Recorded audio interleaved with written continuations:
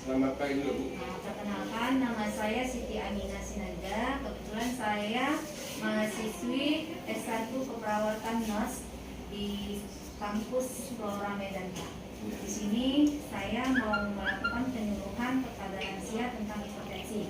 Kebetulan Bapak menderita penyakit hipertensi, jadi di sini saya mau ngasih pengalaman tentang penyakit hipertensi. Yang mana penyakit hipertensi itu tekanan darah tinggi adalah peningkatan tekanan darah sistolik lebih dari 140 dan tekanan darah distoliknya lebih dari 90.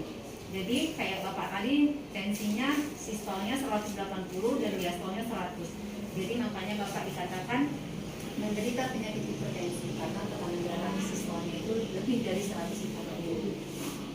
Jadi klarifikasi hipertensi itu ada apa tahapan-tahapannya, Pak?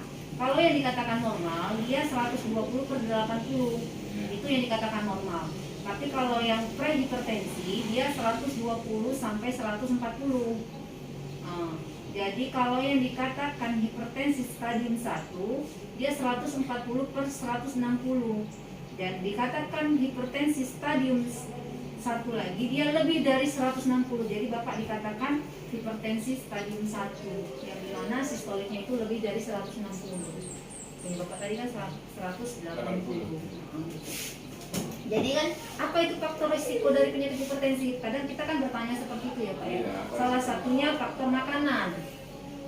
Yang lebih cenderung itu faktor makanan, gaya hidup. Terus yang kedua itu faktor keturunan.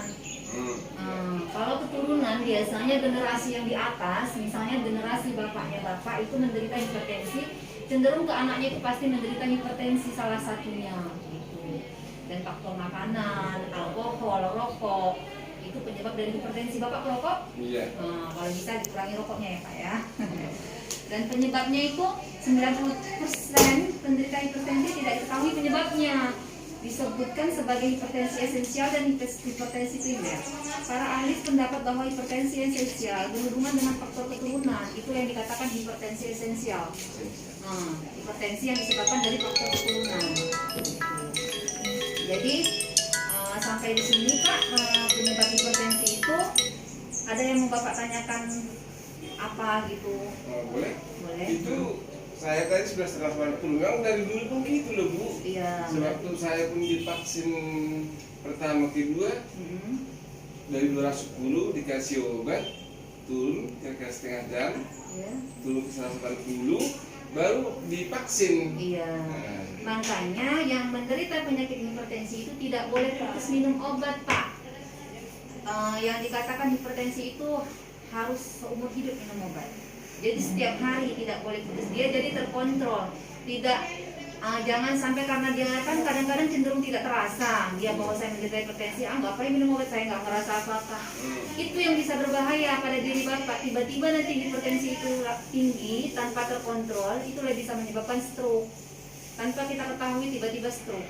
Itu makanya Bapak hipertensi rajin kontrol ke puskesmas, kita layani, nanti kita kasih obat dan Bapak konsumsi obat setiap hari. Kalau sudah menderita stroke, pengobatannya susah Pak, dia harus terapi. Kalau bisa jangan sampai stroke, makanya kita kontrol hipertensi setiap hari dengan cara minum obat setiap hari. Dan gaya hidupnya jangan merokok lagi, jangan minum alkohol, teratur istirahat dan rajin berolahraga. Jadi Bapak sampai sini paham ya kan? Iya. Ya, makasih ya Pak ya atas waktunya. Semoga bermanfaat apa yang saya kasih arahan ke Bapak. Semoga bermanfaat buat Bapak dan terima kasih juga. Oke, sama-sama.